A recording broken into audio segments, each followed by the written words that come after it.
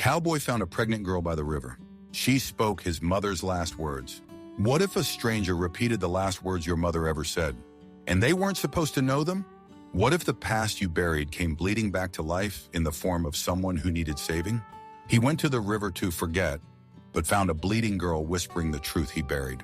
Jack Morrison had ridden to Willow Creek every evening for 10 years, trying to wash away memories that clung like smoke to his soul. The same river where his mother used to take him as a boy. The same river that ran red the night she died in a fire set by men who called themselves civilized. But on this October evening in 1882, as the sun bled crimson across the Arizona sky, the river would give him something back. Something impossible. Something that would unravel everything he thought he knew about that night. About his mother's death, and about the child she died trying to protect. From that moment, everything unraveled. Get ready to witness a story of mystery, legacy, and impossible choices. The autumn wind carried the scent of sage and something else. Something metallic that made Jack Morrison's horse, Storm, snort nervously. Jack had ridden out to Willow Creek like he did every sunset, seeking the peace that only moving water could bring to a man haunted by flames that burned a decade ago. He dismounted at his usual spot, where an ancient cottonwood leaned over the water like a mourning widow. The river ran low this time of year, exposing smooth stones that caught the dying light. Jack bent down to fill his canteen, the cold water numbing his fingers when he saw it. Blood, fresh blood shimmering in the shallows, turning the clear mountain water into ribbons of scarlet. His hand moved instinctively to his Colt .45 as he followed the blood trail upstream. 20 yards along the bank, half hidden by river grass, he found her. A girl no older than 19 lay, half submerged in the icy water. Her dress, once white, was soaked crimson around her middle, where her arms wrapped protectively around her swollen belly. Her lips, blue with cold, moved in desperate whispers. Jack dropped to his knees beside her, lifting her head from the water. Her eyes fluttered open green as spring grass, filled with pain and something else. Recognition? No, that was impossible. He'd never seen this girl before. Easy now, he said, checking her wounds. A deep gash ran along her side, but it wasn't fatal if treated soon. I'm going to help you. Her hand gripped his shirt with surprising strength. She pulled him close, her breath warm against his ear, and whispered words that froze his blood colder than any river water. Tell her, I forgive you. Jack's world tilted. Those words, those exact words, they were the last words his mother had spoken as flames consumed their ranch house 10 years ago. Words meant for him alone. Words no living soul should know. The girl's eyes rolled back, and she went limp in his arms. Jack carried the unconscious girl to his cabin, her weight nothing compared to the burden of those 4 words echoing in his mind. His home sat a mile from the river, built with his own hands from the ashes of his childhood. Simple, solid, designed to keep the world and its memories at bay. He laid her on his bed and worked with the efficiency of a man who'd seen too much death in the Lincoln County Wars. The wound was clean, likely from a knife rather than a bullet. As he cleaned and bandaged it, he noticed things that deepened the mystery. Her hands were calloused from work, but her bearing spoke of education. Her dress, though simple, was well made with tiny stitches that suggested patient craftsmanship. But it was her condition that concerned him most. She was pregnant, maybe 7 months along, and the trauma had induced early labor pains. He'd delivered calves and foals, even helped at a birth once during the war. But this was beyond his rough skills. As he prepared willow bark tea for the pain, she stirred. Her eyes opened slowly, focusing on his face with that same unsettling recognition. You're Jack, she said. Not a question. A statement. Jack Morrison. How do you know me? His voice came out rougher than intended. Instead of answering, she reached into a hidden pocket in her dress. What she withdrew made Jack's heart stop. A silver locket on a delicate chain, tarnished with age but unmistakable. His mother's locket, the one she'd worn every day until the night she died. The one that had supposedly burned with everything else. With trembling fingers, the girl opened it. Inside, 2 photographs faced each other. One of Jack as a boy of 10, the other of a young woman he didn't recognize. Dark-haired, serious, beautiful in the way of those who've seen too much too young. She saved me once, the girl whispered. Your mother, and now I need you to save someone else.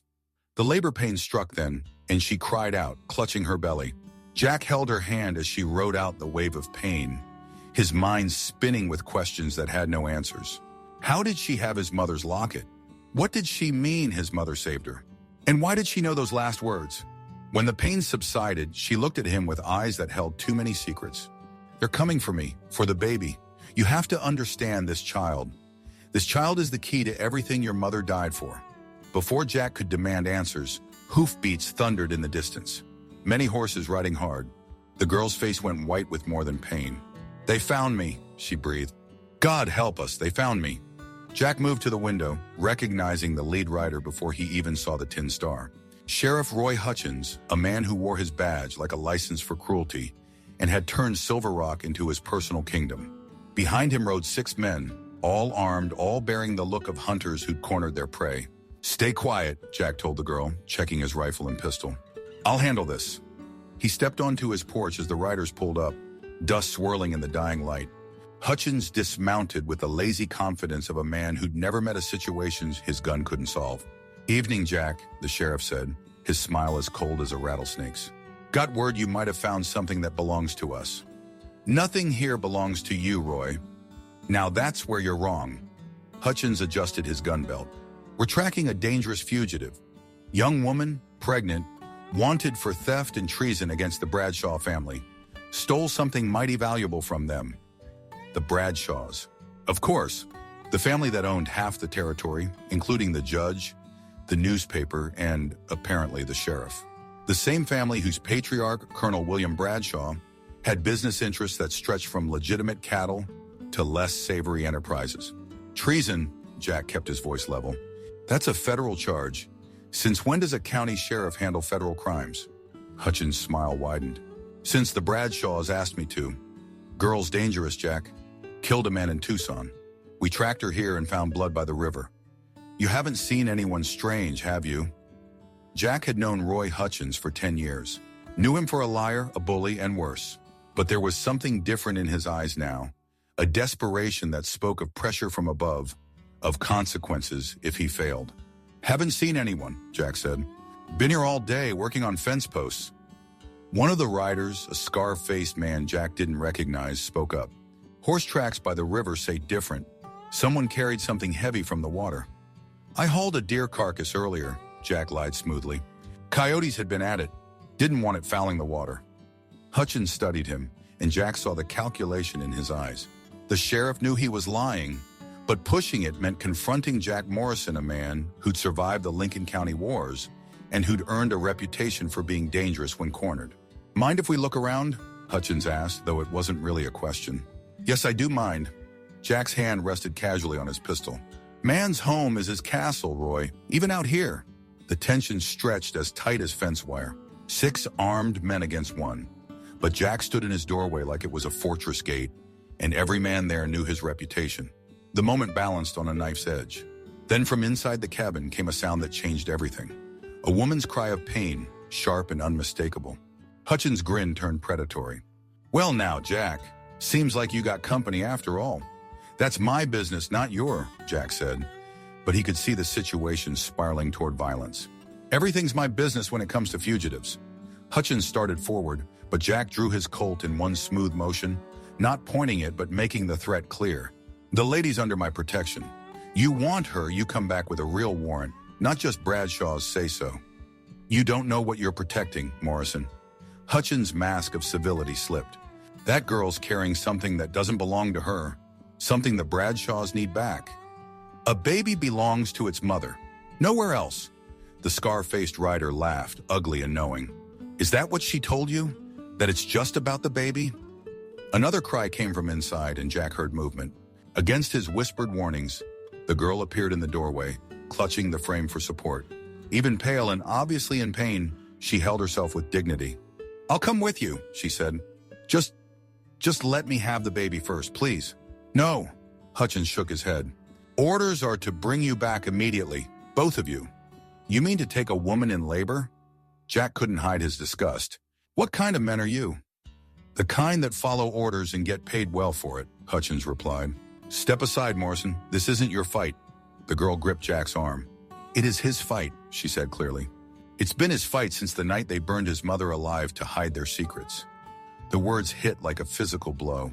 Jack's vision tunneled, focusing on Hutchins' suddenly wary face. What did you say?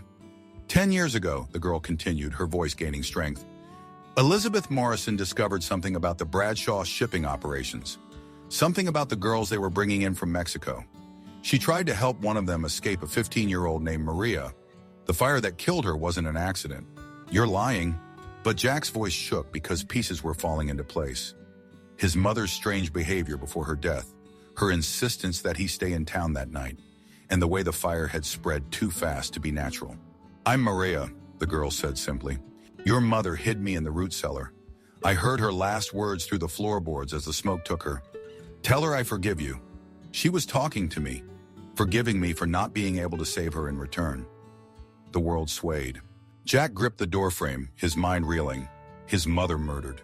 Not randomly, but because she tried to save this girl from... From what? The baby, he said hoarsely. Whose is it? Maria's face was answer enough, but she spoke anyway.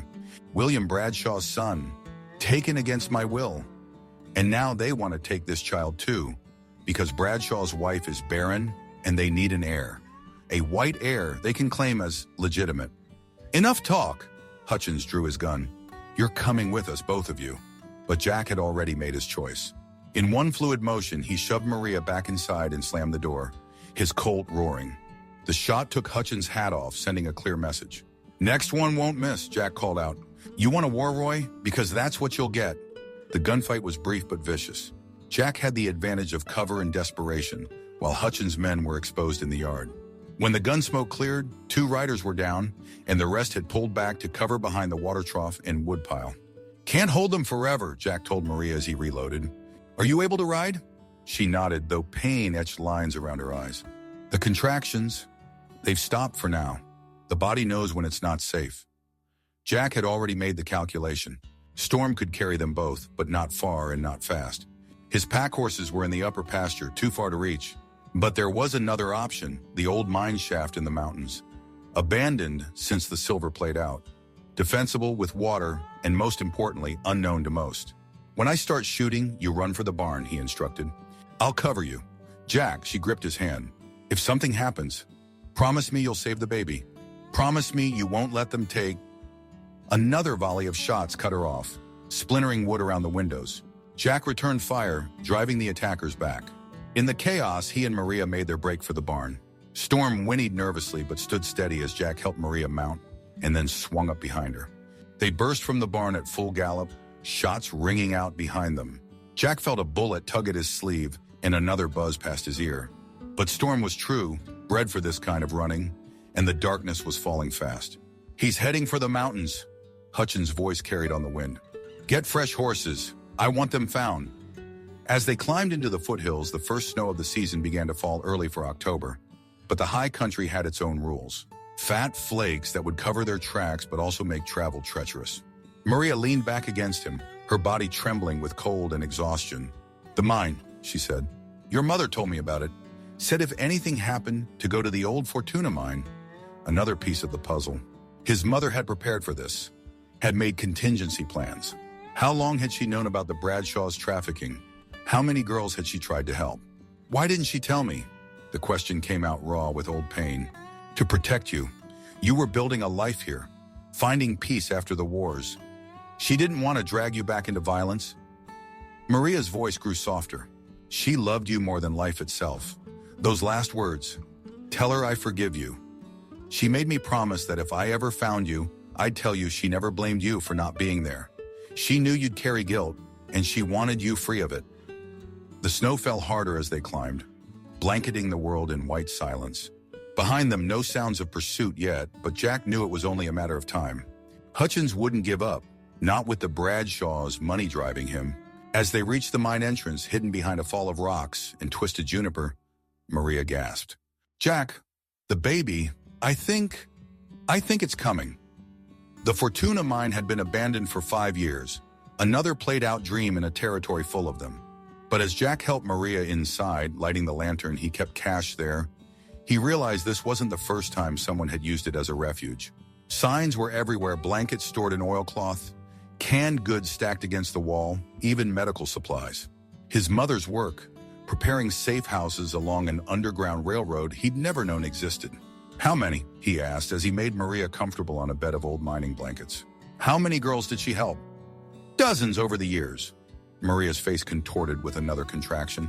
She worked with a network of women in towns throughout the territory. They called themselves the Sisters of Silence. When Bradshaw's men brought girls up from Mexico for the brothels, some would escape. Your mother helped them disappear and find new lives. Jack built a fire near the entrance, the smoke dispersing through natural vents in the rock. As he melted snow for water, his mind struggled to reconcile this new image of his mother with the quiet rancher's wife he'd known. She was going to tell you, Maria continued between pains. The night she died, she'd decided you were old enough, strong enough to know the truth. But Bradshaw found out about me first. I was special to his son. He'd kept me in his private house, away from the others. When I escaped, when I ran to your mother, I signed her death warrant. Don't. Jack knelt beside her, checking her condition with awkward hands. Don't blame yourself for what evil men do. The baby's early because of the running, the stress. Maria gripped his hand as another contraction hit. Jack, there's something else. In my pocket, a letter. Your mother wrote it for you and hid it with me. I've carried it all these years. With trembling fingers, Jack retrieved the water-stained envelope.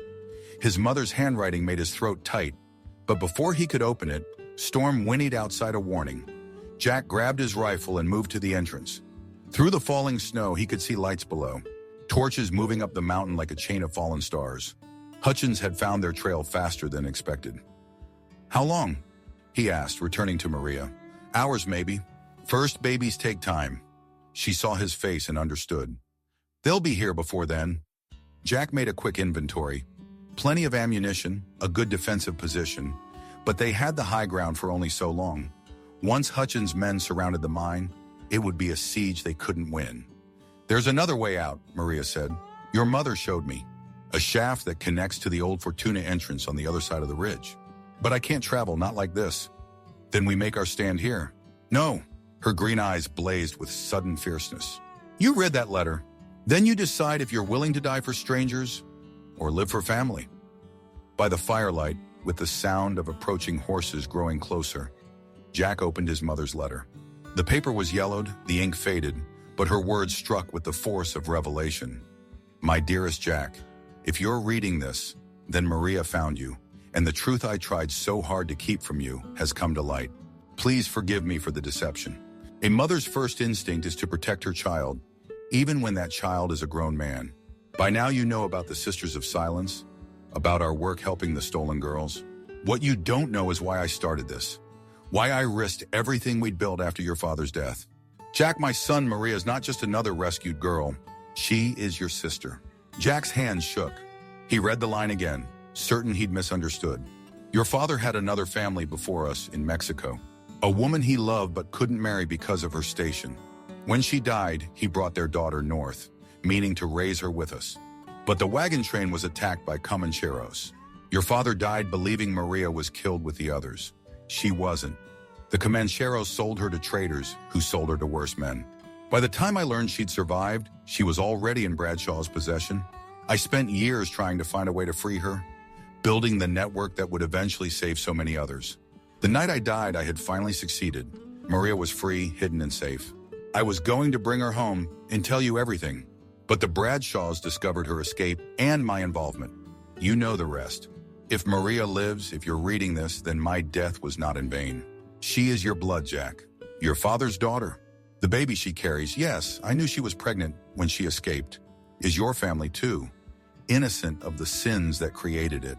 I know I'm asking the impossible. To accept a sister you never knew existed.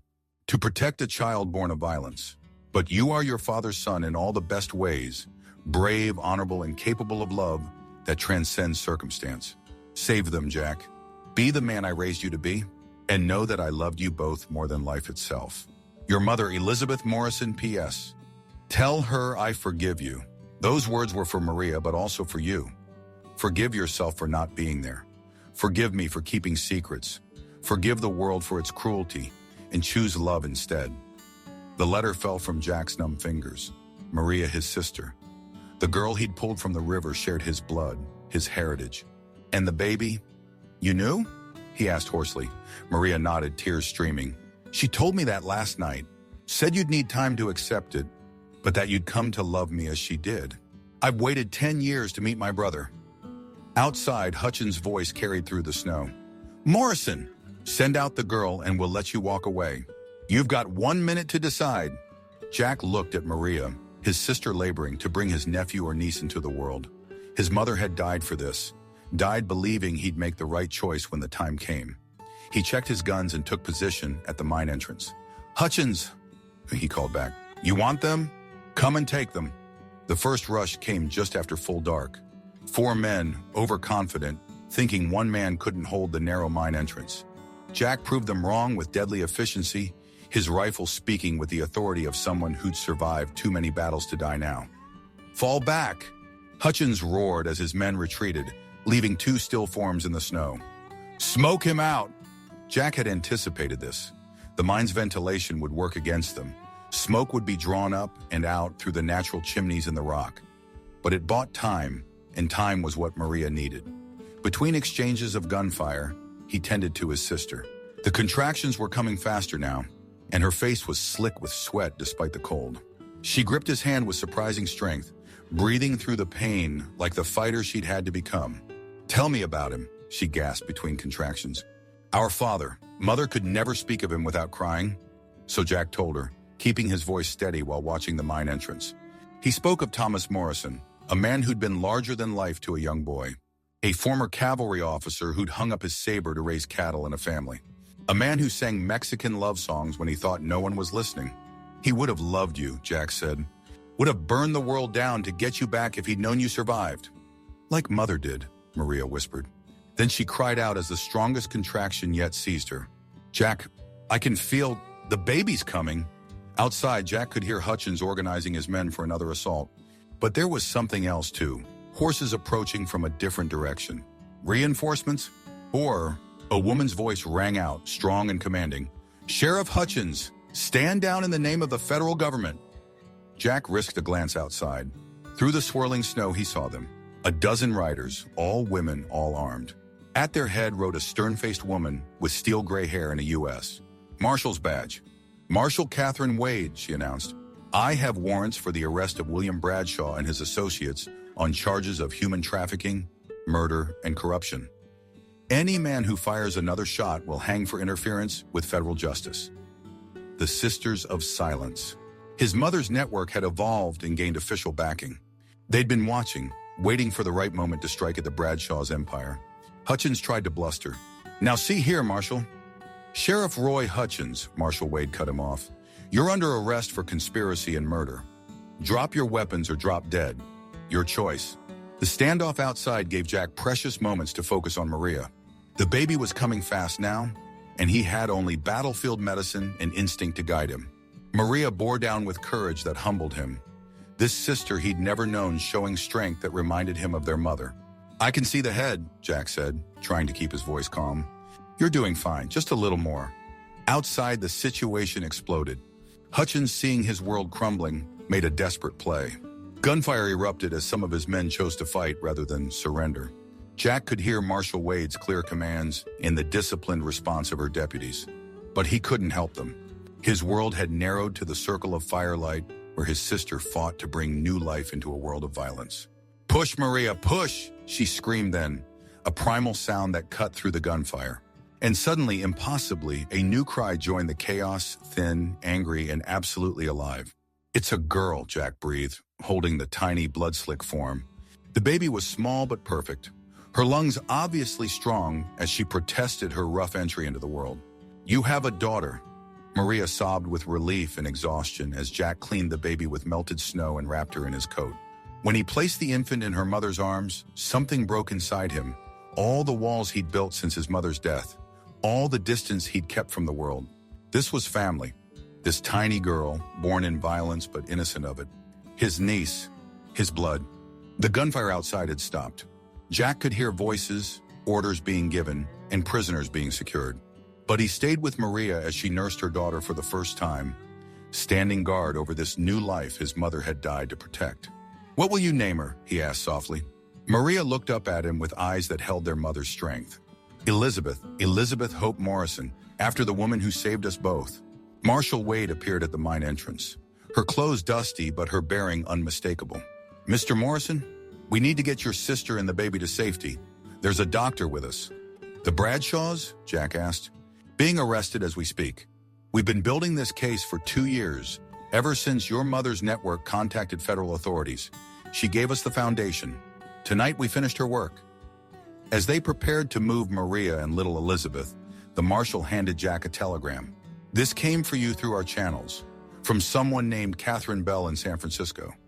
Jack recognized the name one of his mother's correspondence, a woman who ran a home for displaced women. The telegram was brief. "Your mother placed funds in trust, enough to start over. Bring your family home. The sisters remember." If you're still watching, it means you believe in stories that matter. Comment "The River Remembers" and subscribe, because the second half will break you. Dawn broke clear and cold as they descended the mountain. Maria rode with Marshal Wade, baby Elizabeth bundled against her chest. Jack led the procession of prisoners, including a thoroughly defeated Roy Hutchins. The scene in Silver Rock was one of controlled chaos. Federal marshals had swept through like an avenging army, arresting corrupt officials and freeing girls from hidden brothels. The Bradshaw Ranch was under federal control, its owners in chains. But Jack's attention was on the crowd gathering in the street. Word had spread quickly about Maria, about the baby, and about the truth behind Elizabeth Morrison's death. Some faces showed shock, others shame at their ignorance, but many showed something else: respect. "Your mother was a hero," an old Mexican woman said, pressing a small wooden cross into Jack's hands. "She saved my granddaughter 5 years ago. We prayed for her soul every night." More came forward with stories. Elizabeth Morrison hadn't just saved girls. She'd created an entire underground network of safe houses, false identities, and new starts. The Sisters of Silence had chapters in 5 territories, all traceable back to one rancher's wife who couldn't stand by and watch innocents suffer. Jack found himself standing in front of the burned ruins of his childhood home. He'd avoided this place for 10 years, but now, with Maria beside him holding Elizabeth, it felt like time to face it. "She loved this place," Maria said softly. "Told me stories about the garden she kept, the kitchen where she taught you to read, and the porch where your father proposed." "We'll rebuild it," Jack said suddenly. "Not just the house, all of it. Make it a place where women like you and children like Elizabeth can be safe." "Mother would want that." Marshal Wade approached, having finished with the prisoners. "Mr. Morrison, I have a proposition. The federal government is expanding its efforts against trafficking operations. We need men like you, men who understand the territory and have reason to fight. The pay's not much, but the cause is my mother's cause," Jack finished. "And now mine." He looked at Maria, who nodded. They were orphans who'd found each other, siblings united by tragedy but bound by something stronger. They had work to do. The trial of William Bradshaw and his Confederates became the most sensational event in territorial history. Jack testified about the night his mother died, his words carrying the weight of a decade's grief transformed into purpose. Maria, with quiet dignity that reminded everyone of Elizabeth Morrison, told her story, not just her own suffering, but that of dozens of girls whose voices had been silenced. The real surprise came when more witnesses emerged from the shadows. Women who'd built new lives under new names, who'd thought themselves forever voiceless, came forward. The Sisters of Silence revealed themselves as judges' wives, school teachers, and seamstresses, a network of ordinary women who'd done extraordinary things. William Bradshaw's wife, the barren woman who'd wanted Maria's baby, sat stone-faced through it all until the moment Maria entered with Elizabeth. Then she broke, sobbing not with remorse but with rage at being denied what she saw as rightfully hers. It was the only emotion she showed before they led her away. Between court sessions, Jack worked on rebuilding the Morrison Ranch. With the help of federal funds and donations from grateful families, the old homestead rose from its ashes. But this time, it was more than a home. It was a way station, a school, a place where broken birds could learn to fly again. Maria proved invaluable. Her education, forced upon her by the Bradshaws, who'd wanted a refined mistress, now serving a greater purpose. She taught the rescued girls to read and write, to sew and keep accounts, and to be more than what the world had tried to make them. And little Elizabeth grew surrounded by love and stories of the grandmother she'd never meet, but whose legacy lived in every life saved, every woman freed, and every family reunited. One evening, as Jack watched the sunset from the rebuilt porch, Maria joined him. Elizabeth slept in her arms, peaceful and unaware of the violence that had marked her entry into the world. "Do you think she knows?" Maria asked. "Mother, do you think she knows we found each other?"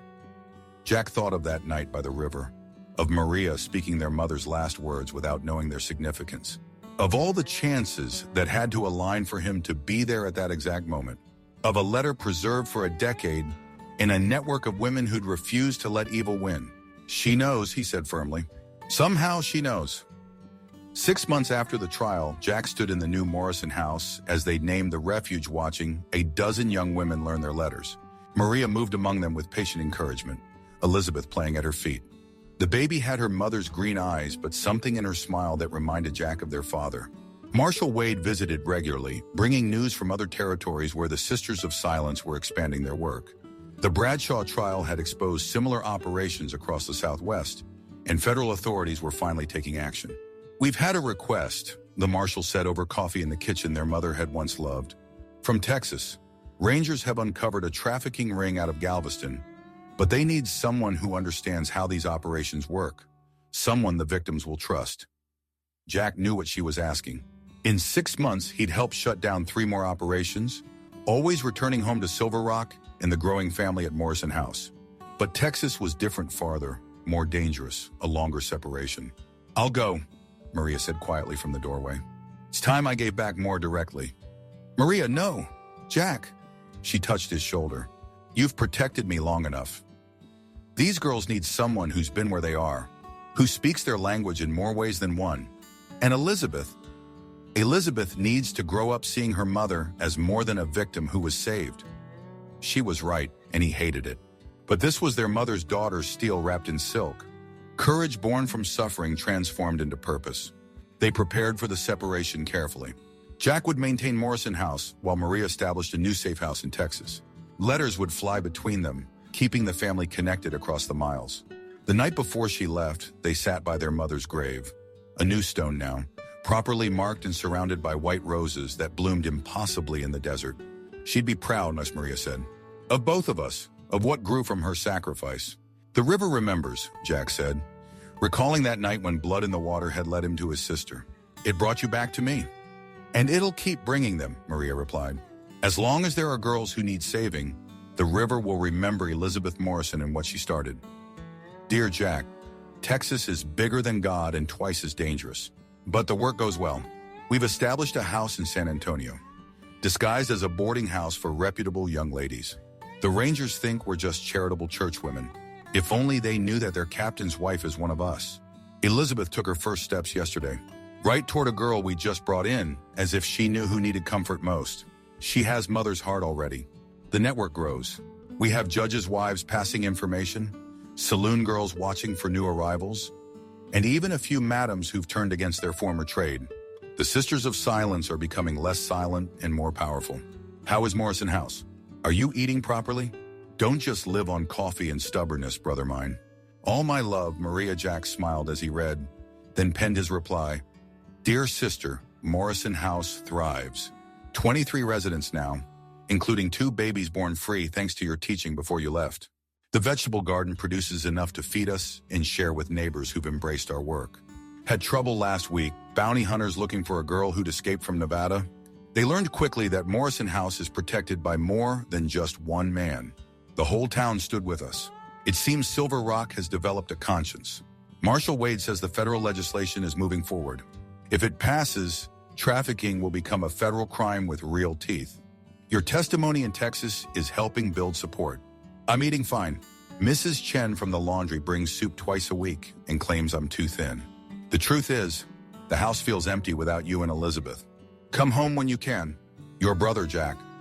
The letters continued for 2 years, chronicling victories and setbacks, Elizabeth's growth, and the expansion of their mother's dream. Then came the letter that changed everything. "Jack, come quickly. We found something." Documents hidden in a Galveston brothel prove the network goes higher than we thought. Government officials, army officers, and even a federal judge. They know we have the evidence. We're not safe. Please see. Jack left Morrison House in the capable hands of the women who'd made it home and rode hard for Texas, fear driving him faster than caution advised. Jack arrived in San Antonio to find chaos. The safe house had been raided 2 nights before. though Maria and most of the girls had escaped thanks to a warning from their network. But 3 women were missing, and Maria was wounded, a bullet grazed that could have been worse. They took Elizabeth, Maria said, her voice steady despite the pain and fear. The Judge Reynolds, he has connections everywhere. Says he'll trade her for the documents. Then we trade, Jack said immediately. No, Maria's eyes blazed. Those documents will save hundreds, maybe thousands. Mother's dead, Jack said harshly. I won't lose you too. Or Elizabeth. They were at an impasse until Marshal Wade arrived with unexpected allies Texas Rangers, who'd grown disgusted with corruption in their own ranks, federal agents ready to move if they had proof, and, most surprisingly, a delegation of Army wives who'd discovered their husband's involvement. We end this now, Wade declared. All of it, but we need those documents to make it stick. The plan they hatched was dangerous but necessary. Maria would arrange the trade while Jack and the Rangers positioned themselves for an ambush. The documents would be copies, the originals already on their way to Washington with a trusted courier. The exchange was set for the old San Fernando Cathedral at midnight. Jack watched from the bell tower as Maria entered, her back straight despite everything. Judge Reynolds waited with 6 men and a terrified Elizabeth. The documents, Reynolds demanded. Maria held up the satchel. My daughter first. You're hardly in a position to negotiate. But he nodded to his men who released Elizabeth. The little girl ran to her mother, and Jack's heart clenched at their reunion. Then everything went wrong. Reynolds had brought more men than expected, and they'd positioned themselves better than anticipated. The ambush became a battle, gunfire erupting in the sacred space. Jack descended from the tower like an avenging angel, his only thought to reach Maria and Elizabeth. He fought with the fury of a man with everything to lose, cutting through Reynolds' men with deadly precision. When the smoke cleared, Reynolds lay dead, his corruption ended by a Ranger's bullet. But the cost, Maria lay crumpled near the altar, blood spreading beneath her. She'd shielded Elizabeth with her body when the shooting started. Don't you dare, Jack said, pressing his hands against the wound. Don't you dare leave me now.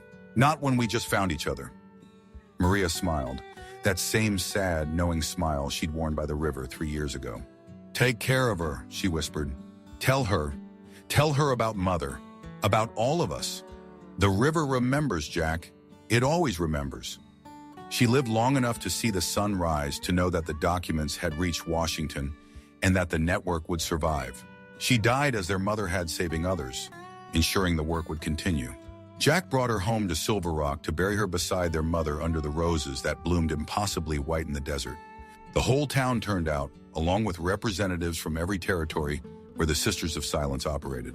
Elizabeth, only 3 but old beyond her years, placed a rose on her mother's coffin.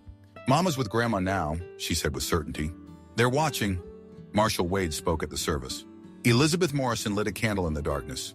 Maria Morrison turned it into a bonfire. Now it's our job to make sure that fire never dies. The Morrison house expanded again, funded by government support and private donations. Jack raised Elizabeth there, surrounded by the women her mother and grandmother had saved. She grew strong and smart, with her mother's courage and her grandmother's compassion.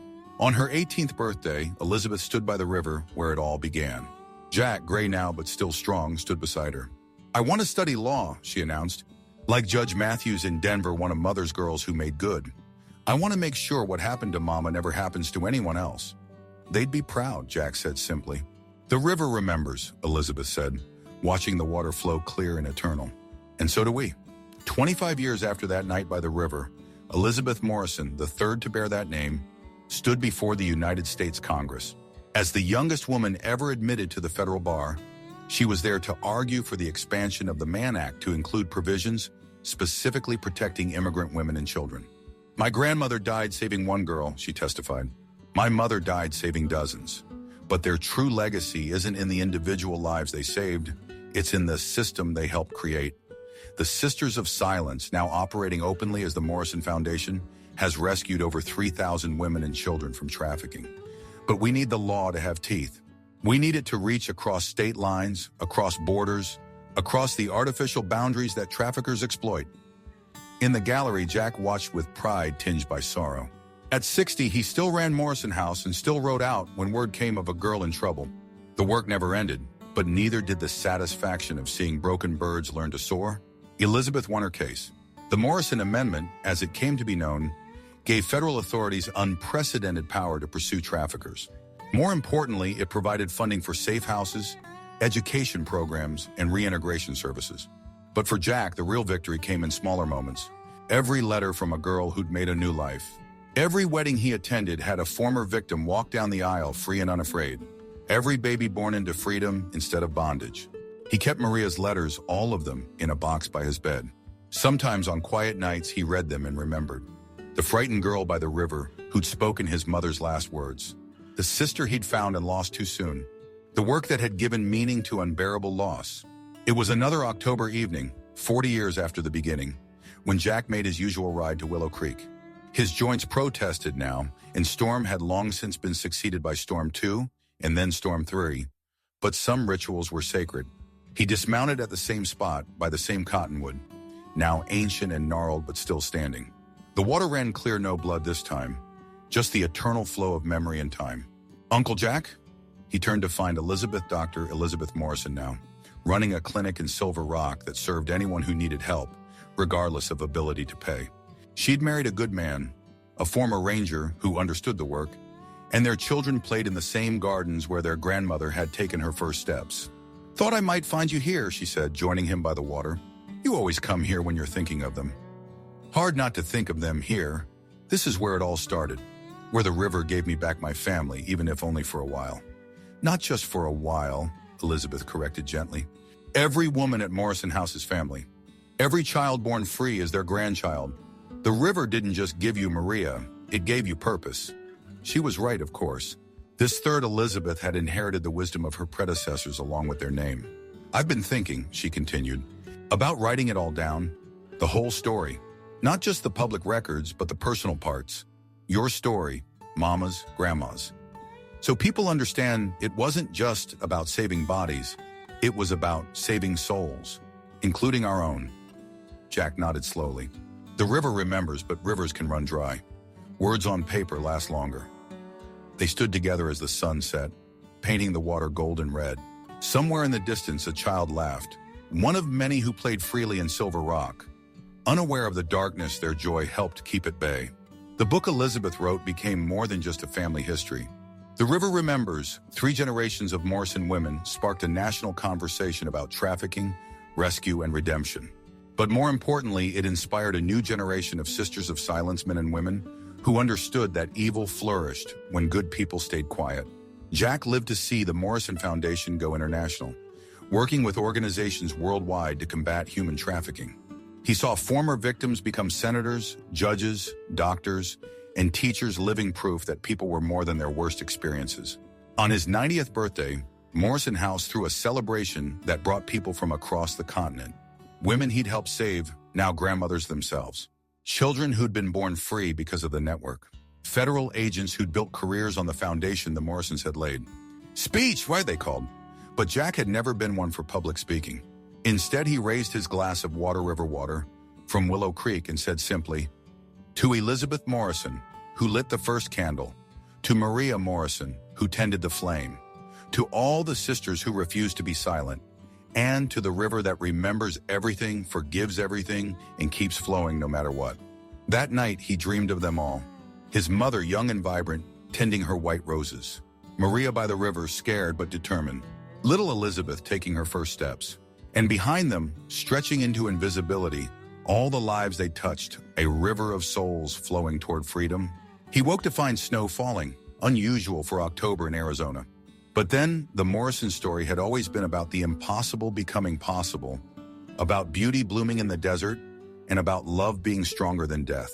Jack Morrison died as he'd lived quietly, purposefully, by the river that had shaped his destiny. Elizabeth III found him at dawn, sitting against the old cottonwood, facing the water with a peaceful expression. In his hand was Maria's locket, the one that had started it all, still containing the photos, but now joined by others, Maria, Elizabeth II, and all the family born from tragedy, transformed into triumph. The funeral drew thousands. The president sent representatives. The governor spoke.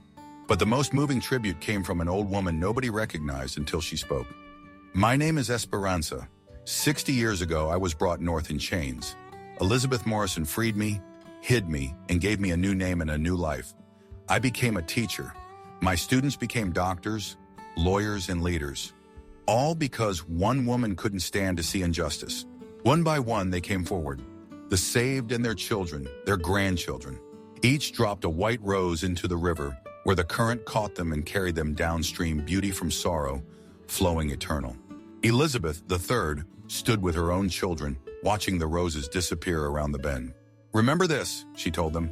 Remember that one person can change the world. Your great-great-grandmother proved it. Your great-grandmother proved it. Your great-granduncle proved it. Now it's your turn. The Morrison Foundation endured, evolved, and expanded. New technologies brought new challenges, but the core mission remained: to be a voice for the voiceless, to light candles in dark places, and to prove that evil only triumphed when good people did nothing. And always, in every Morrison house around the world, white roses bloomed.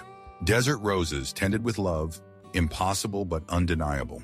Like the love that had started it all. Like the river that remembered everything and kept flowing, carrying stories and sorrows and hopes toward the sea. Today, if you visit Silver Rock, now a thriving city, you'll find the Morrison Museum on Main Street.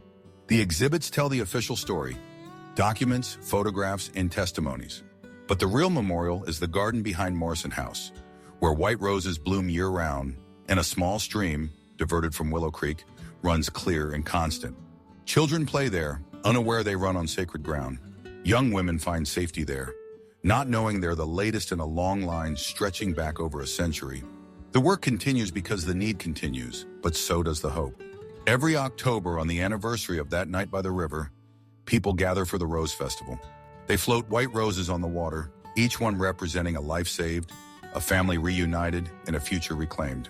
The roses flow downstream, past the old cottonwood, preserved now, ancient but enduring, carrying prayers and promises toward tomorrow. If you stand very still by the water at sunset, locals say, you can hear them whispers of all the Morrison women, all the sisters of silence who refuse to let evil win. And sometimes, if the light is just right, you might see a figure by the cottonwood, a cowboy, checking that all is well, that the work continues, that the river still remembers. The tour guides will tell you it's just legend, that ghosts don't exist, that the past is past. But then they'll show you the guest book, where visitors write the same phrase over and over without being prompted. The river remembers. And it does. It remembers Elizabeth Morrison, who lit the first candle. It remembers Maria, who came bleeding from the water speaking impossible words. It remembers Jack, who chose family over safety and love over loss. It remembers all the sisters, silent no more, whose voices rose like the river itself, unstoppable, eternal, flowing always toward justice.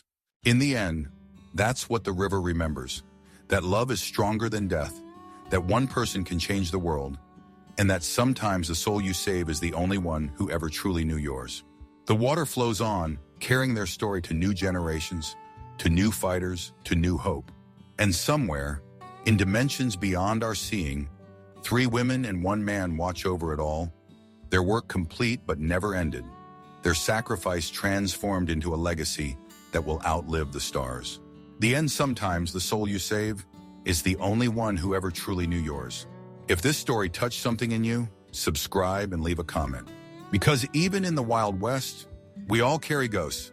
And the river remembers everything.